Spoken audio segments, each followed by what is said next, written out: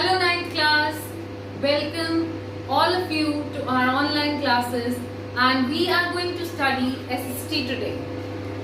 Third day है आपका कि 3 दिन बाद आपकी SST की क्लास आई है आज. You have got your assignments today. The assignment comprises of 80 marks. The assignment made for every subject is of 80 marks. Why are we attempting these assignments? We are attempting these assignments for better solving practice of your exam. Okay, for better revision, better subjective revision. So, please attend these assignment discussion classes very regularly. अगर आज तक भी किसी बच्चे ने syllabus नहीं किया था, प्रॉपरली वीडियोस नहीं देखी थी, अगर वो अब भी असाइनमेंट डिस्कशन की वीडियोस बहुत अच्छे से देखेगा तो रिवीजन प्रॉपरली हो सकता है. Okay, in today's video or in today's lecture we are going to discuss two chapters. One from economics, that is the story of village Palampur. This is chapter first in economics. I hope you all know this. Okay, so we are going to discuss one chapter from political science also, that is what is democracy and why democracy. This is the chapter number 2. First chapter by your book. This is the first chapter by your book, but by our sequence. हमने इसको chapter number 2 क्यों लिखा है? क्योंकि first chapter democracy in the contemporary world हमने attempt किया है for NTSC purpose. So we are going to discuss these two chapters today. Okay class, we are going to start with the story of village Palampur. Palampur. Why we are studying this chapter और the story of a village? हम किसी भी गांव की कहानी क्यों पढ़ेंगे? हम कहानी ही क्यों पढ़ते हैं? जब हमें उस टॉपिक से कुछ सीख लेनी हो, कुछ समझना हो, then we comprise of stories. Stories पढ़ने से हमें बहुत अच्छे से किसी भी टॉपिक की अंडरस्टैंडिंग हो जाती है, इसलिए we go to the story. अब स्टोरी ऑफ विलेज पालमपुर हम क्यों पढ़ते हैं? To understand all the factors, to understand all the factors of production. What is production? To grow anything, to make anything is production. किसी भी चीज को पैदा करना, चाहे वो क्रॉप हो, कोई आपकी एग्रीकल्चरल प्रोडक्शन हो, चाहे कोई मशीनरी प्रोडक्शन हो, प्रोडक्शन से रिलेटेड जितने भी फैक्टर्स हैं उनको समझने के लिए हम पालमपुर का एग्जांपल ले रहे हैं. 8th क्लास तक आप लोगों ने इकोनॉमिक्स नहीं पढ़ी थी. ओके, सो अगर आज ही आपको बहुत टफ इकोनॉमिक्स दे दें, total statistics of the country, data, reports, you will not be able to study the subject और 9th क्लास में आप इकोनॉमिक्स से दूर भागने लग जाएंगे. So that is why we are studying the topic of production with the help of a story. Palampur एक hypothetical village है. हाइपोथेटिकल विलेज मतलब it does not exist in reality. What does hypothetical means? This village Palampur does not exist in reality. ये सिर्फ एक hypothetical village है, यानी हमारी imagination में है. क्योंकि हमें प्रोडक्शन को समझना था, इसलिए पालमपुर विलेज की स्टोरी हमने बनाई है. ये रियल स्टोरी नहीं है, हाइपोथेटिकल, इमेजिनरी आइडिया है. ठीक है. Palampur village consist of many families. Okay, almost 450 families.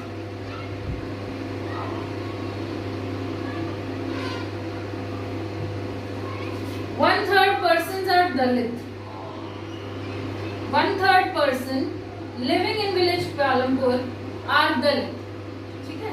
They live in one corner of the village. ये होता था ना पहले के टाइम में, आज भी होता है.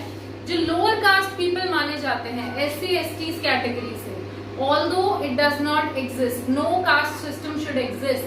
Why? Because there is no unevenness in person. Okay, भगवान ने हम सबको एक जैसा बनाया है, तो कास्ट सिस्टम, जाति सिस्टम नहीं होना चाहिए. But unfortunately it exists in the society.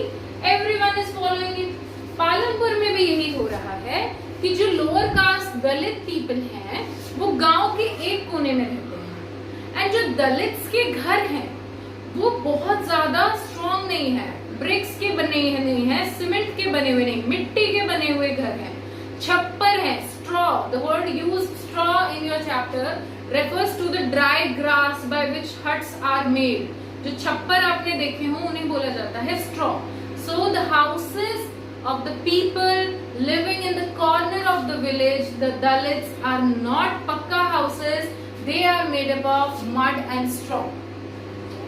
और वो घर जो बड़ी फैमिलीज के हैं, जो इम्पोर्टेंट फैमिलीज के, हाई कास्ट पीपल के हैं, वो पक्के घर हैं, ब्रिक एंड सीमेंट से बने हुए हैं विद प्लास्टर ऑन देम। ठीक है, अब और पालमपुर में देखो क्या क्या है। प्राइमरी स्कूल भी है एंड सेकेंडरी स्कूल भी है, प्राइवेट क्लिनिक भी है, गवर्नमेंट डिस्पेंसरी भी है, well built road system, well built road system. What do you mean by well built road system? सारे रोड्स जो पालमपुर तक आते हैं या पालमपुर से दूसरी जगह तक जाते हैं वो सारे वेल कनेक्टेड हैं। Nearest town is Raiganj, a place. Raiganj is the nearest town to Palampur, but इनका जो मार्केट है दैट इज शाहपुर। हो सकता है मुझसे नियरेस्ट क्या पड़ता है, गनियार, लेकिन गनियार मेरा मार्केट नहीं है। हमें अगर कोई चीजें सेल करनी है, बाय करनी है, we have to go to Ateli Mandi. तो वही एग्जांपल है कि पालमपुर के सबसे नियर बाय क्या था, Raiganj, but the village Raiganj was there, but the market place was town Shahpur. Okay, अब देखो, इतना समझने के बाद हमें देखना है factors of production. I am rubbing this, I hope you guys have understood this.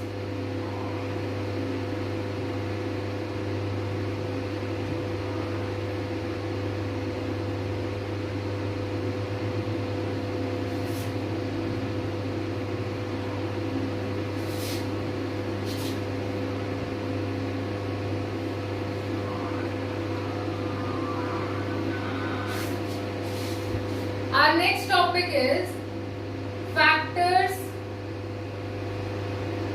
of production.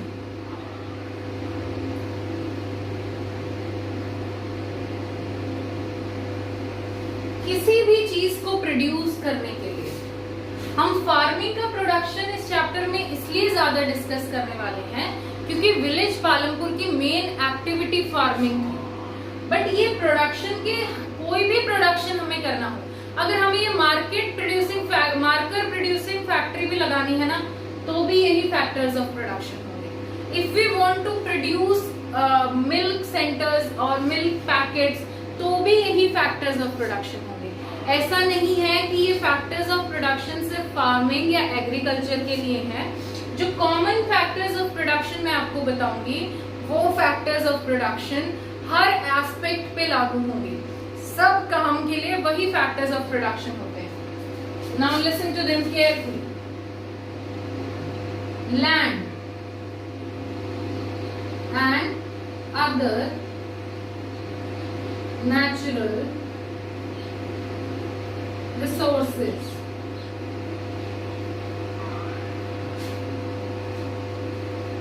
Land and other natural resources.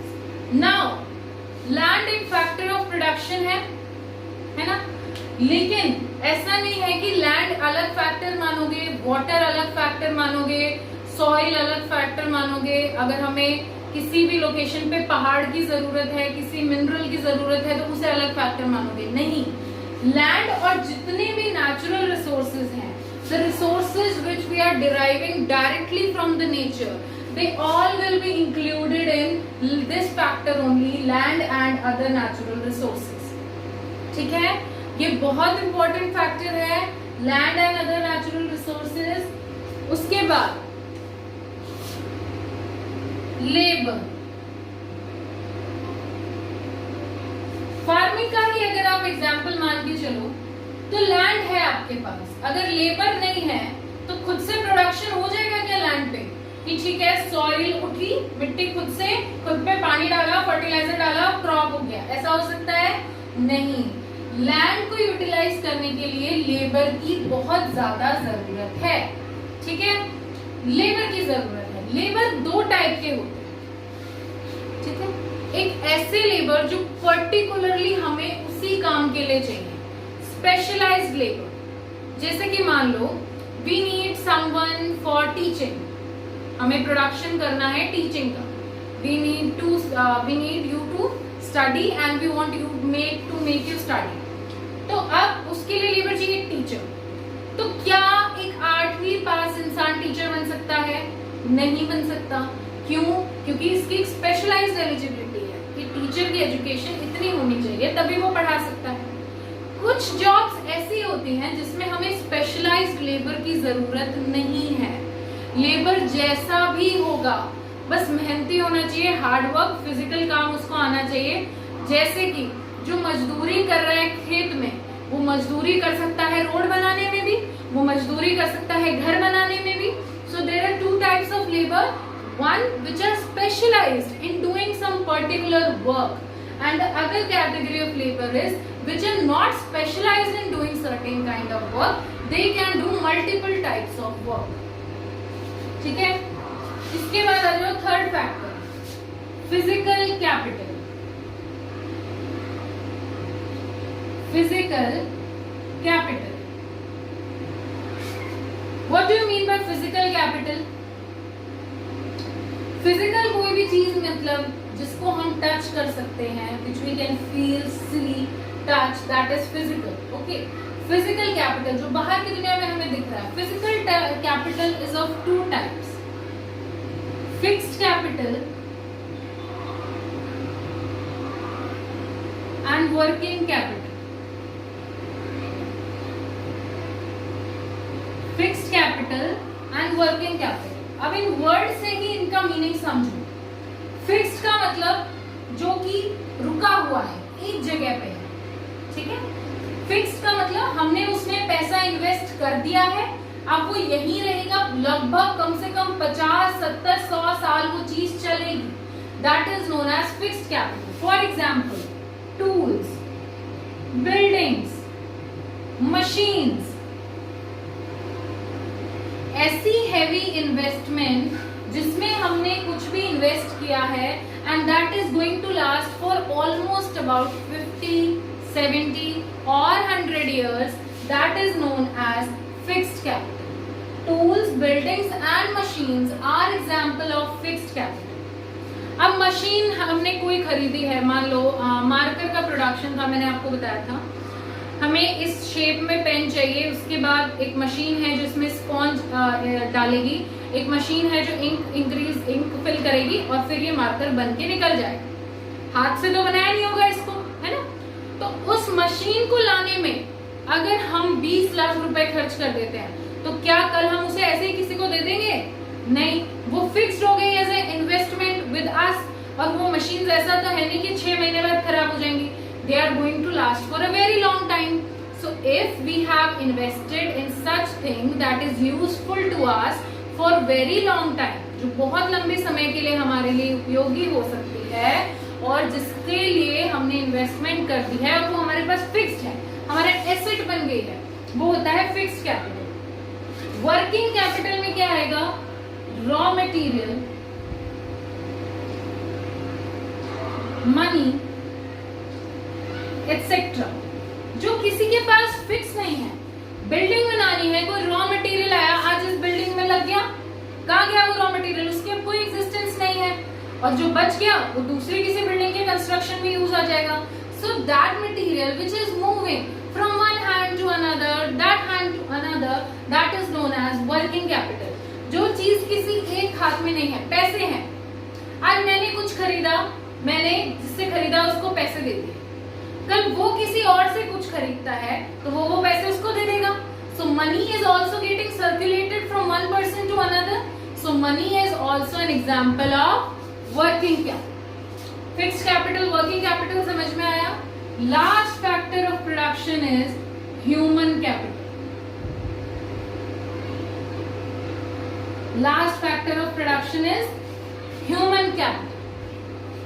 अब ये जितने भी कैपिटल है, फैक्टर्स हैं, ये आपने चैप्टर 2 में भी पढ़ा है, पीपल एज अ रिसोर्स में, why human capital is important. ये तीनों ही फैक्टर्स इंडिपेंडेंट है और बहुत जरूरी है प्रोडक्शन के लिए, but they can not work without the human brain.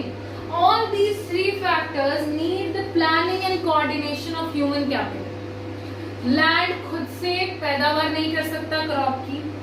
Labour को अगर लैंड ना दिया जाए, पैसे ना दिए जाए, रॉ मटेरियल ना दिया जाए, तो लेबर क्या बनाएगा? कैपिटल है लेकिन ये नहीं पता उसको कैसे इन्वेस्ट करना है, कौन सी मशीन खरीदनी है, कैसे डिजाइन से बिल्डिंग बनानी है, तो ये भी किसी यूज का नहीं है। So all these 3 capitals of production, the 3 factors of production are waste if human capital is not there. इन तीनों से काम करवाने के लिए, इनके बीच में कोऑर्डिनेशन रखने के लिए, इनके काम को बहुत ही सफिशिएंटली, एफिशिएंटली कराने के लिए हमें 4th फैक्टर चाहिए प्रोडक्शन का, that is human capital. Okay, अगर आपसे इन चारों में से सबसे इंपॉर्टेंट फैक्टर ऑफ प्रोडक्शन पूछा जाए, then please go for human capital. अगर ह्यूमन ब्रेन नहीं होगा, ह्यूमन प्लानिंग नहीं होगी, तो इन प्रोडक्शन फैक्टर्स का कोई फायदा नहीं है, and they all will be a waste. ठीक है, इसको एक एग्जांपल से समझ लो। लैंड है, मान लो किसी के पास 1 हेक्टेयर और 3 हेक्टेयर लगा। हेक्टेयर क्या है? Standard unit of measuring land, ये याद रखना। इसके बाद हमने इसमें 4 पर्सन हायर कर लिया एज लेबर। सबसे पहले हमें लैंड चाहिए खेती करने के लिए, उसके बाद हमने क्या लिया? लेबर को रख लिया।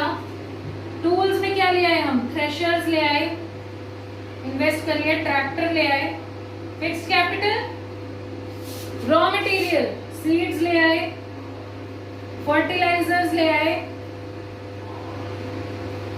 ये क्या है? Working capital, human capital. इंसान ने इन तीनों फैक्टर्स को कोऑर्डिनेशन में डाल के काम कराया। अब क्या होगा? बहुत ही अच्छा production. When factors of production will work together in coordination, बहुत ही अच्छा प्रोडक्शन होगा किसी भी मटेरियल। ठीक है, फैक्टर्स ऑफ प्रोडक्शन समझ में आया? प्लीज फटाफट बोर्ड को देखो, we have to a lot to revise.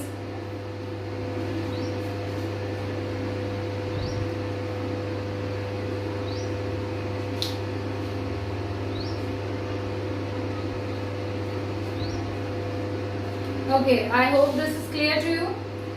एक इम्पॉर्टेंट अनाउंसमेंट है आप लोगों के लिए।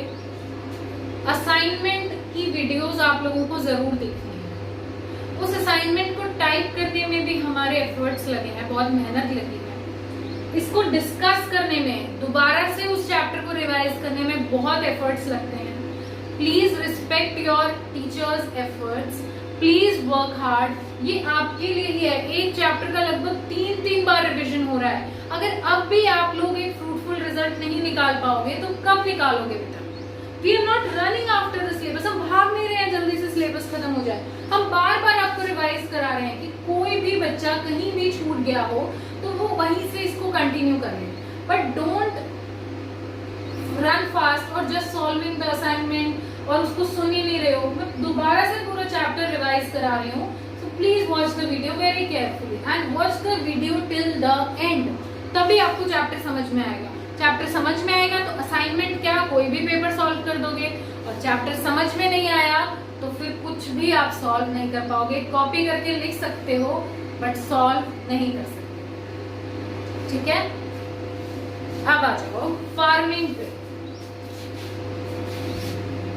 पालमपुर एरिया में सबसे ज्यादा एक्टिविटी कौन सी हो रही थी? फार्मिंग की ही हो रही थी ना।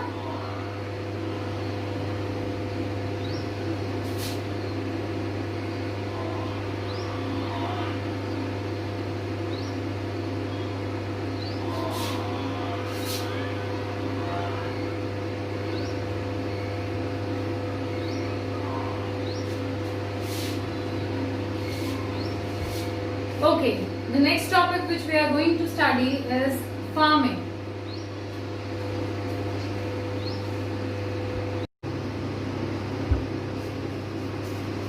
Okay students, so the next topic we are continuing. हमने अभी फैक्टर्स ऑफ प्रोडक्शन देख लिए हैं. फैक्टर्स ऑफ प्रोडक्शन के बाद हम क्या करेंगे? फार्मिंग पढ़ेंगे. Why we are going to study farming? Because farming is the main activity of village Palampur. 75% people of village Palampur are engaged in agriculture or in farming. Palampur गांव के 75% लोग खेती बाड़ी को अपना मेन काम करते हैं. मेन एक्टिविटी है उनकी फार्मिंग. तो इसलिए हम लोग प्रोडक्शन फार्मिंग के एग्जाम्पल से पढ़ेंगे. ठीक है. फैक्टर्स ऑफ प्रोडक्शन वही चार रहेंगे हर जगह, चाहे कुछ भी प्रोड्यूस करना हो, कोई भी फैक्ट्री हो, land, labour, physical capital, human capital.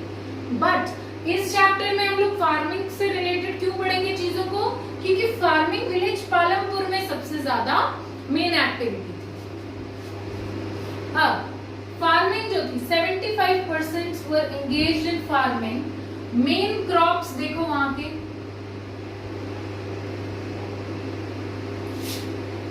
Kharif crops कौन से होते हैं? जो रेनी सीजन में ग्रो किए जाते हैं. Kharif crops are the crops which are grown in rainy season. तो रेनी सीजन में जो क्रॉप्स यहाँ पे ग्रो किए जाते हैं वो है ज्वार एंड बाजरा. ज्वार एंड बाजरा. उसके बाद पालमपुर में अक्टूबर टू दिसंबर क्या ग्रो किया जाता है? पोटैटो. उसके बाद राबी क्रॉप्स विंटर्स में जो ग्रो करते हैं. तो हमारे यहाँ पे तो बेसिकली हरियाणा में राबी क्रॉप्स कौन कौन से ग्रो होते हैं? वीट, ओके, सरसों, ठीक है, लेकिन मस्टर्ड जिसको हम बोलते हैं. लेकिन राबी क्रॉप्स जो पालमपुर में ग्रो होते हैं वो है वीट. एक सीजन ये लोग शुगर केन भी ग्रो करते हैं.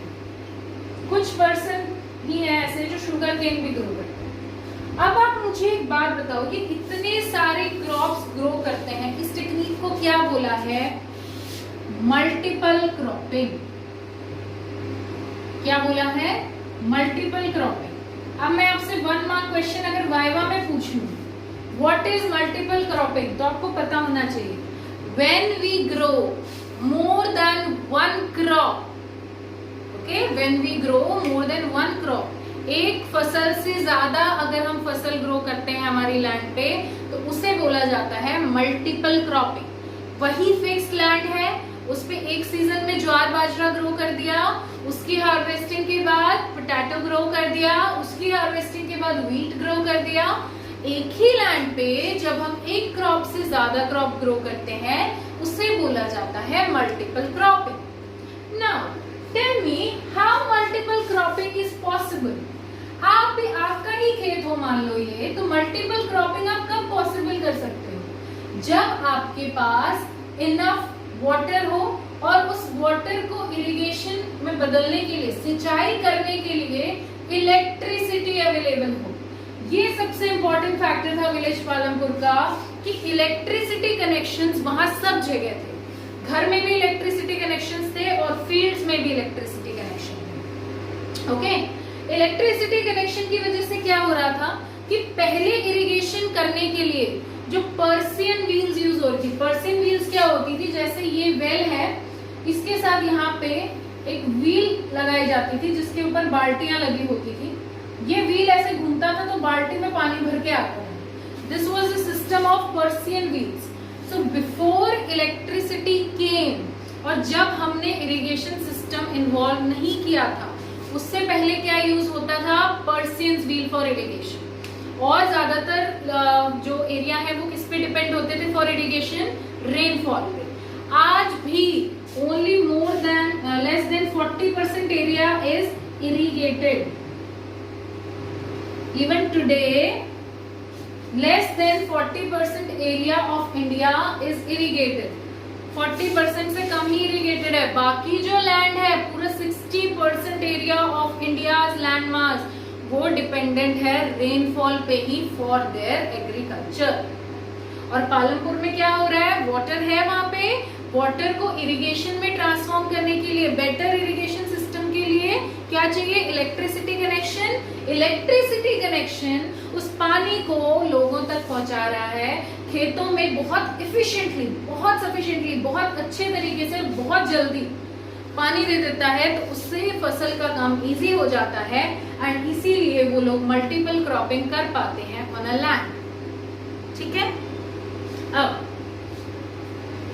एक प्रॉब्लम है इस चीज में, क्या क्या प्रॉब्लम है वो डिस्कस करेंगे। एक बार इस बोर्ड को देख लीजिए, मैं आपको फोटोज भेजूंगी, ये सारे, ये लिखना नहीं है, लिख चुके हो आप लोग, कुछ भी आज की वीडियो से लिखना नहीं है, सिर्फ अंडरस्टैंड करना है। फटाफट देखो 5 सेकेंड्स।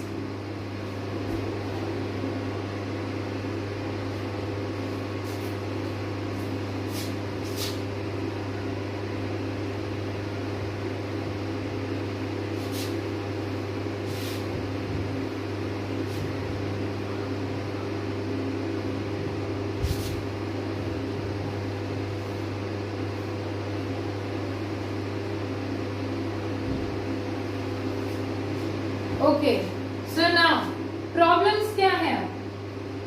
लैंड इज फिक्स्ड, ये सबसे पहली बड़ी problem,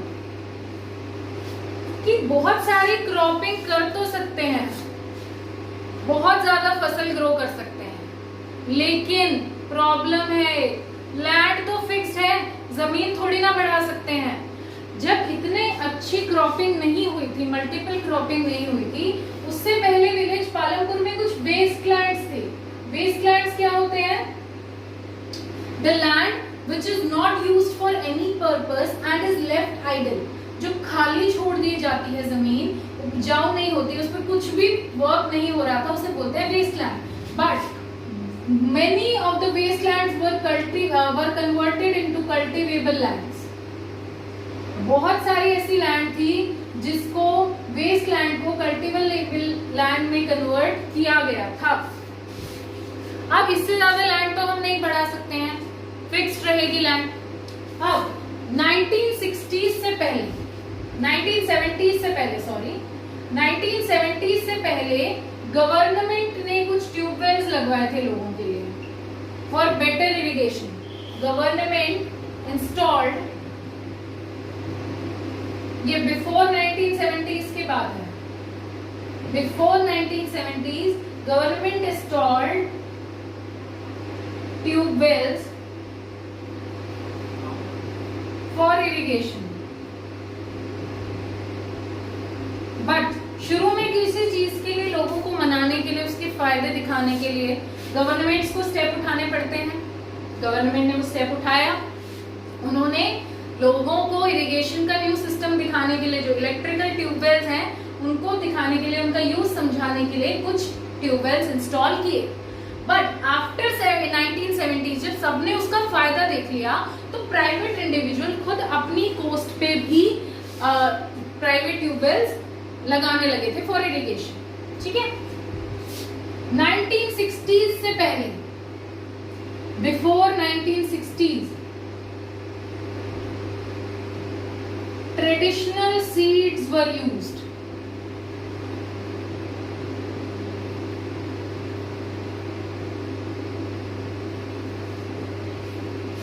Before 1960s traditional seeds were used, यानी कि पहले जो बीज थे वो बहुत टाइम से कोई अच्छी फसल होती थी, उसके कुछ बीज रखते थे और उन्हीं बीज को, पारंपरिक बीजों को वो हर क्रॉप में यूज करते थे कि इनसे बहुत अच्छी हमें यील्ड मिलेगी। यील्ड क्या होती है, जितना क्रॉप प्रोड्यूस हुआ है over a land in a season, जैसे हम लोग हिसाब लगाते हैं कितनी पैदावार हुई है, उसे बोला जाता है यील्ड,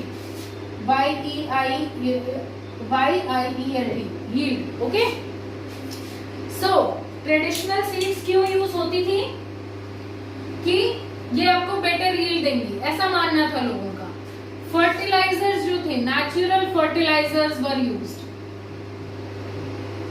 फर्टिलाइजर्स क्यों यूज होते हैं, खेती को उपजाऊ बनाने के लिए, सॉइल को और ज्यादा फर्टाइल बनाने के लिए, उपजाऊ बनाने के लिए, जिसमें ज्यादा क्रॉप बहुत अच्छे से ग्रो कर सके, तो नेचुरल फर्टिलाइजर्स यूज होते थे। नेचुरल फर्टिलाइजर्स के रूप में हम क्या यूज करते थे? Cow dung, mostly cow dung was used. But after 1960s क्या हुआ?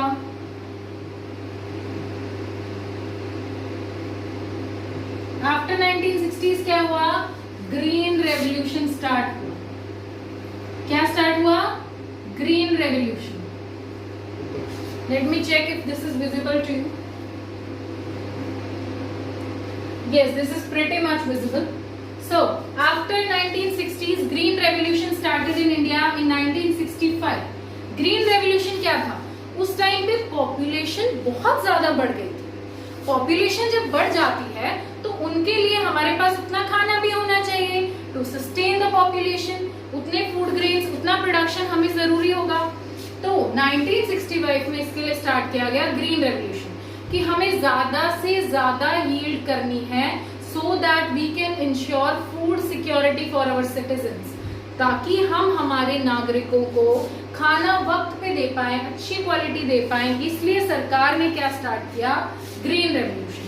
अब ग्रीन रेवोल्यूशन में क्या क्या चेंज होगा? जो ये ट्रेडिशनल सीड्स यूज हो रही थी पहले, जो बीज, पारंपरिक बीज थे अच्छी फसल के, जो वो इस्तेमाल किए जा रहे थे, उनकी जगह अब आ जाएंगी हाई यील्ड वैरायटी सीड्स। क्या आ गई है उनकी जगह? High yield variety of seeds. High yield मतलब ज्यादा पैदावार देने वाली जो बीज होते हैं उन्हें बोला गया high yield variety of seeds. ये इंट्रोड्यूस की गई, फार्मर्स को कन्विंस किया गया, if you will use these seeds you will get much more yield, much more crop production. तो इसके लिए क्या किया गया? High yield variety of seeds use की गई। अब high yield variety of seeds जो थी, ये बहुत ज्यादा पानी मांगती थी, मोर वाटर। अब बीज पे डिपेंड करता है ना, वो फसल में कितना पानी मांगता है। कुछ बीज ऐसे होते हैं जिनको ज्यादा पानी की जरूरत नहीं है, इरिगेशन कम भी दोगे तो चल जाएगा। But high yield variety of seeds used to ask much more of irrigation, ये बहुत ज्यादा पानी मांगते थे फॉर देयर ग्रोथ। एंड इसके साथ साथ केमिकल फर्टिलाइजर्स की जरूरत थी।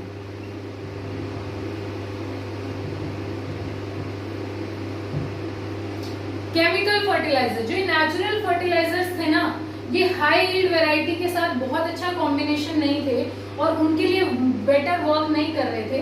केमिकल फर्टिलाइजर और पेस्टिसाइड्स की जरूरत थी if you want to grow good crop using high yield variety of seeds. अब ये जो मॉडर्न फार्मिंग मेथड्स हैं, मॉडर्न फार्मिंग मेथड्स क्या है? Introduction of high yield variety of seeds. ये आपके असाइनमेंट में क्वेश्चन है, ध्यान से सुनना। मॉडर्न फार्मिंग मेथड क्या है? High yield variety of seeds is a modern method. Second, the chemical fertilizers and pesticides is a modern farming method. Tube well irrigation or the electrical irrigation is very much a modern farming method. Modern farming method पूरे India में सबसे पहले कहाँ start किए गए? Western UP, Punjab and Haryana. Modern farming methods नए खेती करने के तरीके। पहले खेती कैसे होती थी? Using traditional seeds, natural fertilizers, etc. But now we have adopted new farming methods, modern farming method. Modern farming methods were first introduced in Western Uttar Pradesh, Punjab and Haryana. ठीक है, अब इसकी भी कोई प्रॉब्लम होगी। जैसे हम लोग बोल रहे हैं ज्यादा लैंड है, मल्टीपल क्रॉपिंग करके ज्यादा यील्ड ले लो, बट उसका एक ड्रॉबैक क्या था कि लैंड तो फिक्स्ड है, इससे ज्यादा लैंड कल्टीवेबल है ही नहीं, आइडल ही नहीं है, तो कहाँ से प्रोडक्शन बढ़ेंगे? तो वो एक पॉइंट ड्रॉबैक हो गया था।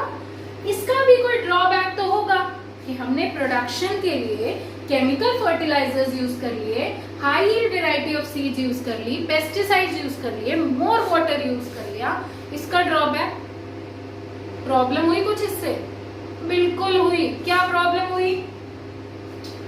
ज्यादा से ज्यादा वाटर यूज करोगे अगर आप, तो ग्राउंड वाटर टेबल नीचे जाएगा, जाएगा या नहीं जाएगा? बिल्कुल। आज ये लेवल है मान लो पानी का, आपने कई सालों तो बहुत ज्यादा वाटर यूज किया, तो आज ये लेवल हो जाएगा, है ना? तो जो हमारा ग्राउंड वाटर है वो खत्म होता जा रहा है। The ground water table level is getting decreased and water level is getting depleted. पानी खत्म हो रहा है। दूसरी प्रॉब्लम क्या है? ये जो फर्टिलाइजर्स है ना, ये सॉल्यूबल होते हैं वाटर में, यानी कि ये पानी में घुल जाते हैं। सॉल्यूबल होना मतलब घुल जाना। These chemical fertilizers are soluble in water. तो जब ये पानी में soluble क्यों होना है? क्योंकि अगर पानी में soluble नहीं होंगे तो रूट से प्लांट्स तक कैसे पहुंचेंगे? इसलिए केमिकल फर्टिलाइजर्स क्या होते हैं? soluble in water. बट इसकी एक दिक्कत है कि सॉइल में ज्यादा देर रह नहीं पाते हैं। ये पानी के साथ बह के जो जितना प्लांट ने यूज किया उतना ठीक है। बाकी के जो केमिकल फर्टिलाइजर्स हैं, after getting mixed with the water they flow to the rivers and lakes. वो बह के कहाँ चले जाते हैं? नदियों में, तालाबों में, और वहां जाके ये बहुत ज्यादा वाटर पोल्यूशन क्रिएट करते हैं। वहां के जो माइक्रो ऑर्गेनिजम्स हैं वो मर जाते हैं इनकी टॉक्सिसिटी से। हमारे जो पोल्यूशन हो रहा है रिवर्स एंड लेक्स में, उसका भी बहुत बड़ा कारण है। सो ये सस्टेनेबल नहीं है। इन्वायरमेंट का ध्यान तो रखना पड़ेगा। इन्वायरमेंट आपको लैंड दे रहा है, इन्वायरमेंट आपको वाटर दे रहा है, अदर नेचुरल रिसोर्सेज दे रहा है, but think from your mind कि कितने दिन चलेंगे जब तक हम उन्हें चलाएंगे। सो उसको सस्टेन करने के लिए उनका केयरफुल यूज करना बहुत जरूरी है। High yield variety of seeds और more fertilisers and more pesticides use करके क्या हो रहा है कि प्रोडक्शन ज्यादा हो रही है। कितनी ज्यादा कि एक एग्जाम्पल दिया गया है आपको आपकी बुक में कि जो पहले प्रोडक्शन होता था 1 हेक्टेयर लैंड पे व्हीट का, वो था 1300 kg, but after using modern farming methods जो उसी लैंड पे प्रोडक्शन हुआ वो हुआ 3200 kg। ठीक है, ऑलमोस्ट ट्रिपल। ठीक है, तो इतना ज्यादा प्रोडक्शन हो रहा है, वो अच्छा लग रहा है सबको, ज्यादा प्रोडक्शन हो रहा है, ज्यादा पैसा आएगा, we can sell the surplus, but उसके नुकसान भी हैं। क्या? कि हम लोग अपने नेचुरल रिसोर्सेज को डिप्लीट कर रहे हैं, और ऐसे काम नहीं चल सकता है। We have to secure our natural resources so that our environment can remain sustainable, जो आगे तक चल सके। ये चीज समझ में आई?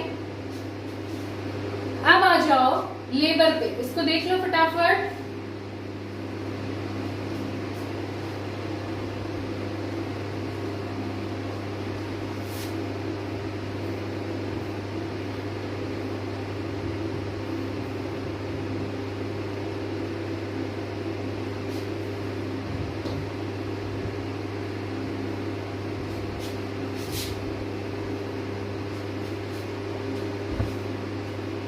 We are going to watch now labor.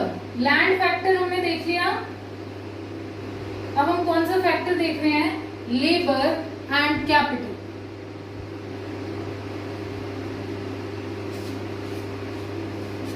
How labour is a important factor. Labour के बिना काम तो हो नहीं सकता। किसी भी काम के लिए पर्टिकुलर मैन फोर्स जरूरी है। A sufficient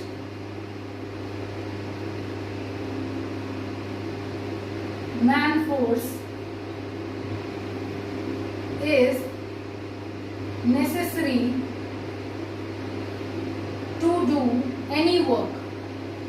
किसी भी काम को करने के लिए कुछ वर्कफोर्स का होना जरूरी है। खेती करनी है, 1 हेक्टेयर में हमें 4 लोग, 3 लोग, 2 लोग चाहिए तो चाहिए, उनके बिना नहीं हो सकती। So particular man force is necessary for in doing any work. अब ये लेबर आएगी कहां से? जैसे अब देखो लैंड कैसे डिस्ट्रीब्यूटेड है पालमपुर में। 450 फैमिलीज थी, जिनमें से ऑलमोस्ट 150 फैमिलीज लैंडलेस हैं। 150 फैमिलीज क्या है? लैंडलेस हैं। ठीक है, 240 families they have very less land, that is less than 2 hectares, 2 hectare से कम लैंड है उनके पास, इनको बोला जाता है स्मॉल लैंड ओनर्स। जिसके पास बिल्कुल लैंड नहीं है उसको बोला गया लैंडलेस, जिसके पास 2 हेक्टेयर से कम लैंड है, थोड़ा लैंड है, उसको बोला गया स्मॉल लैंड ओनर्स। और तीसरी कैटेगरी जिनकी थी, ऑलमोस्ट 60 फैमिलीज वर लार्ज लैंड ओनर्स, जिनके पास 2 हेक्टेयर से ज्यादा लैंड था, और कुछ लोगों के पास तो इवन तो 10 हेक्टेयर तक का भी लैंड था। आपके गांव में भी ये डिस्ट्रीब्यूशन होता होगा कि कुछ फैमिलीज के पास बिल्कुल जमीन नहीं है, कुछ है जिनके पास बहुत जमीन है। हरियाणा में तो ये बहुत ब्यूटीफुल कल्चर भी ऐसे बोलते रहते हैं ना, इतने किले जमीन है उसके पास, है ना। So this is the family distribution. अब लेबर कहाँ से आएंगे? ये जो लैंडलेस फैमिलीज हैं, they work as farm labourers for small land owners and large land owners. जो लैंडलेस पीपल हैं उन्हें खेती कहाँ करेंगे, उनके पास जमीन है ही नहीं, तो ये फार्म लेबरर बन जाते हैं, ये मजदूर बन जाते हैं, और ये स्मॉल लैंड ओनर्स और लार्ज लैंड ओनर्स के यहाँ पे काम करते हैं। अब जो वेजेस हैं, जो इनको तनख्वाह मिलेगी, वो किसी भी फॉर्म में हो सकती है, either in the form of cash और in the form of crop. Cash जो है वो इस पे भी डिपेंड करेगा कि क्या एक्टिविटी कर रहे हैं। Wages can differ from one activity to another, one season to another, one crop to another crop. तो वेजेस कभी भी फिक्स नहीं होती हैं। आप पूरे साल के लिए रख रहे हो या एक सीजन के लिए लेबर को रख रहे हो, ठीक है, आप गेहूं कटवा रहे हो या बाजरा कटवा रहे हो, डिफरेंट चीजों में फर्क पड़ता है लेबर की कॉस्ट पे। सो ये जो स्मॉल लैंड ओनर्स हैं या लैंडलेस पीपल हैं, ये वर्क करते हैं एज फार्म लेबरर्स, ठीक है। अब मिनिमम जो प्रेस्क्राइब्ड गवर्नमेंट वेज है फॉर लेबर वो काफी है, लेकिन उससे ज्यादा कम पे ही लोग काम कर रहे हैं। ऐसा क्यों? क्योंकि बहुत ज्यादा कंपटीशन ऑफ वर्क है। When there are more than persons, जितने हमें चाहिए उससे ज्यादा है, तो वो लोग, जैसे मान लो हम 5 लोग हैं और हम में से किसी एक को ही कोई मालिक लेके जाएगा, तो मैं बोल रही हूँ 375 गवर्नमेंट का रेट है, ले चलो, मैं चलूंगी। लेकिन अगर मेरे साथ वाला बोल दे कि नहीं मैं तो 300 में ही चल दूंगा, उसको लेके चले जाएंगे। कोई कहे मैं 200 में ही चला जाऊंगा, तो उसको लेके चले जाएंगे। When there is competition of work, और हमें उस वर्क की नीड होती है, the laborers they agree to work at less wages also, ठीक है। अब फार्मिंग के लिए कैपिटल चाहिए, मशीन्स चाहिए, टूल्स चाहिए, आपके लेबर के लिए पैसे चाहिए। ये कहाँ से आएंगे? जो स्मॉल लैंड ओनर्स हैं, जिनके पास कम पैसे होते हैं, they borrow money. Small land owners borrow money from money lenders और large land owners। अब जिसके पास large land है उसके पास तो पैसे की कमी है ही नहीं, है ना। जिसके पास बहुत ज्यादा लैंड है उसके पास पैसे की कमी है नहीं है, तो वो भी इनको पैसे कर्ज पे दे सकता है स्मॉल लैंड ओनर्स को। और मनी लेंडर्स जो बनिए होते हैं, जो पैसे का लेन देन करते हैं, पैसे को ब्याज पे उठाते हैं, वो होते हैं money lenders. So small land owners capital कहाँ से लाएंगे? उनके पास तो ऑलरेडी उतनी ही यील्ड होती है, उतना ही प्रोडक्शन होता है जिसको वो कंज्यूम कर ले। एक्स्ट्रा पैसे अगर उन्हें किसी फसल पे लगाने हैं, वो कैपिटल कहाँ से लाएंगे? फ्रॉम लार्ज लैंड ओनर्स और मनी लेंडर्स। और लार्ज लैंड ओनर्स जो होते हैं उनके पास सफिशिएंट अमाउंट होती है, क्योंकि सरप्लस प्रोडक्शन हुआ था उनकी खेती में। समझ में आ गई ये चीज आपको? आज का लेक्चर यहीं तक है। We will continue tomorrow the discussion for assignment. Please अपनी वीडियो रेगुलरली देखते रहिए। आपको सारा असाइनमेंट यहीं पे डिस्कस कराऊंगी, सब समझाऊंगी दोबारा से, but I need your cooperation. Have a very good day.